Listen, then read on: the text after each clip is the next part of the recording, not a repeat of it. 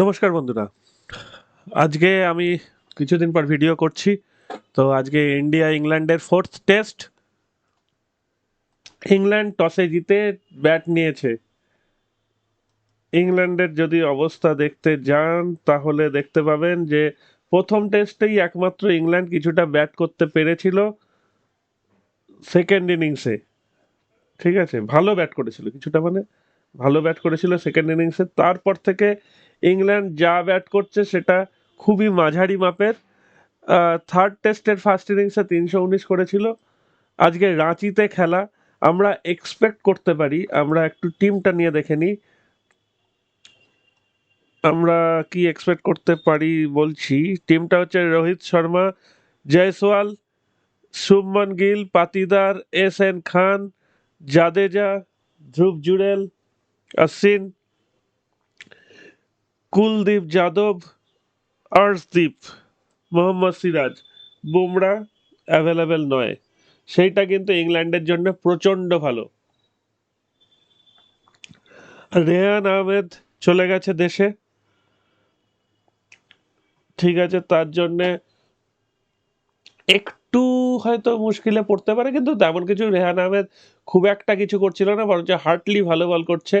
আর Anderson এখনো বল করেছে, চালিয়ে যাচ্ছে।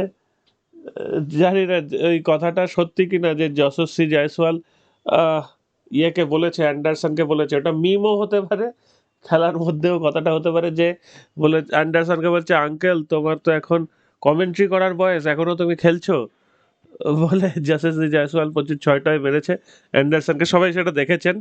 তো সেটা একটা খুব মজাদার ব্যাপার। ইংল্যান্ড ব্যাট করছে, মানে ইংল্যান্ডের ব্যাটিং ঠিকই আছে, কিন্তু কোথাও গিয়ে ক্লিক করছে না সামহাউ। তবে আজকে যেহেতু রাঁচির পিচ, সেই জন্যে দে উইল হ্যাভ ব্যাট, এটা বলেছে। ইংল্যান্ডের পিচ ভালো দেখে ব্যাট নিয়ে নিয়েছে। আমরা এক্সপেক্ট করছি 300+ রান এনিথিং, ঠিক আছে। এই টেস্টটা ইন্ডিয়ায় জিতবে আশা করছি। তবে যেহেতু ইন্ডিয়া পরপর দুটো টেস্ট জিতেছে, এই টেস্টটা ইংল্যান্ড জিতলে কিন্তু একটা সিরিজের সামঞ্জস্য থাকবে, কিন্তু আমরা সেটা চাইবো না। আমাদের টেস্ট চ্যাম্পিয়নশিপে কিছুটা পয়েন্ট কাটা যাবে হোম হোম গ্রাউন্ডে একটা টেস্ট হারলে। তো সুতরাং সেইটা চান্স থেকে দূরে থাকাটাই বেটার। ইংল্যান্ডকে হারালে, এই দেখুন ইন্ডিয়া এখন সেকেন্ডে আছে, 7টা টেস্টে 4টে জিতেছে, দুটো হেরেছে কিন্তু ইন্ডিয়া।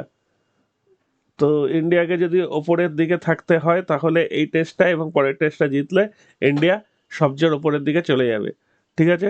এইবার পরের ম্যাচ নিয়ে আলোচনা করব, এটা নিয়ে আসছি পরে, আসছি। কিন্তু এখন যেটা নিয়ে আলোচনা করব, নিউজিল্যান্ড ভার্সেস অস্ট্রেলিয়া সেকেন্ড টি-20। অসাধারণ ম্যাচ হয়েছিল প্রথম টি-20টা। আমি দুর্ভাগ্যবশত খেলাটা দেখতেই পারিনি, পরে রিপোর্টটা পড়েছি। আজকেও সেরকমই একটা ধামাকেদার ম্যাচ আমরা এক্সপেক্ট করছি।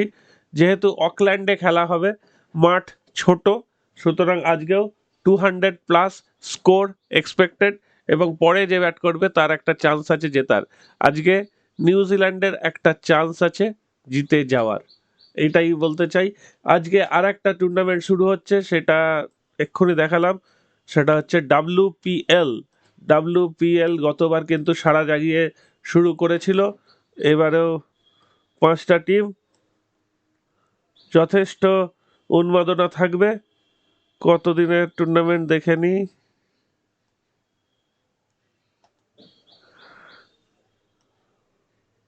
এটা খুব লম্বা টুর্নামেন্ট হওয়ার কথা নয়, 17ই মার্চ ফাইনাল।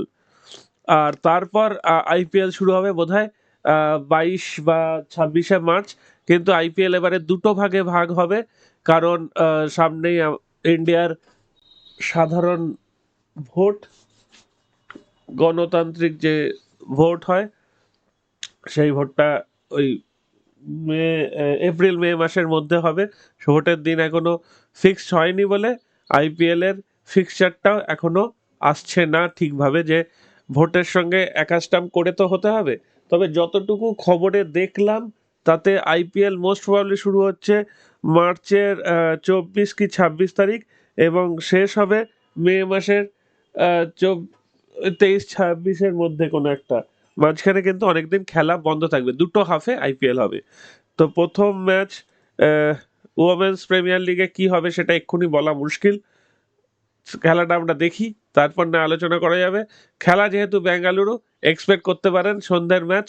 রান রান হবে মানে 130+ রান এক্সপেক্ট করে খেলা শুরু করে যায়। তারপর দেখা যাবে। হেলি ম্যাথিউস গত বছর কিন্তু মারাত্মক ফর্মে ছিল, এবছরও দেখা যাক সে কিরাম খেলে। মারিজান ক্যাপের খেলা দেখতে পাবো, শেফালি ভার্মার খেলা দেখতে পাবো, মেগ ল্যানিং আছে, ন্যাট সিভার ব্রান্ট আছে, হরমনপ্রীত কাউর, প্রচণ্ড ভালো ভালো সব প্লেয়াররা আছে, অ্যামেলিয়া কের। তো সুতরাং গতবারের সেই টিমটাই আমরা পাবো এবং খেলা দেখে আনন্দ পাবো। আশা করি সবাই এই খবরটা পেয়েও গেছেন যে বিরাট কোহলির একটা সন্তান হয়েছে, তার নামও রেখেছে আকাই, ছেলে সন্তান। কিন্তু মজার ব্যাপার হলো ছেলেটি জন্মেছে ইংল্যান্ডে। তো ইংল্যান্ডে জন্মে সে যদি চায়, এখন সে চাইবে না, তার বাবা মা যদি চায় তাহলে ইংল্যান্ডের সিটিজেনশিপও সে পেতে পারে। যদিও আমার মনে হয় না বিরাট কোহলি সেটা চাইবেন, কিন্তু তার একটা সম্ভাবনা রয়েছে। সেটাই এখন দেখার তার বাবা মা কি করে। ফুটবলে আজকে ইউরোপা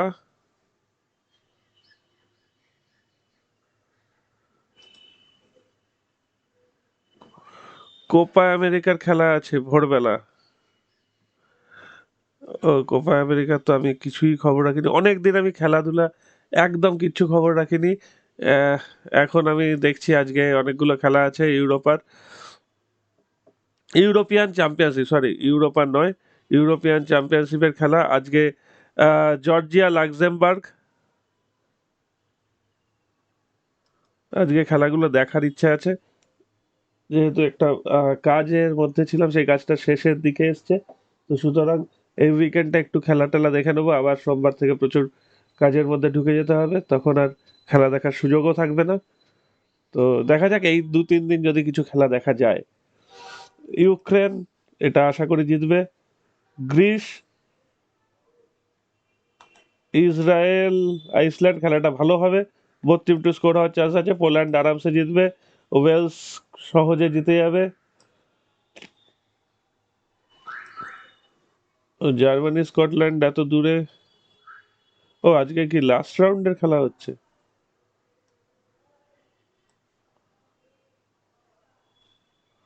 আচ্ছা, 14ই জুন থেকে বোধহয় ইউরো কাপ শুরু হচ্ছে, সেটাই মনে হচ্ছে। জার্মানি হোস্ট, প্রথম ম্যাচ খেলবে, হতে পারে, সেটা আমি ঠিক জানি না এখনো। পরে খবর টবর নিয়ে আপনাদের জানাবো। তো আজকে আর ভিডিওটা লম্বা করছি না, এখানেই শেষ করছি। ভালো থাকবেন সবাই, দেখুন কেমন লাগছে আমার প্রেডিকশন মিলছে কিনা। ইংল্যান্ড আজকে 320-30 বা 350+। টাটা।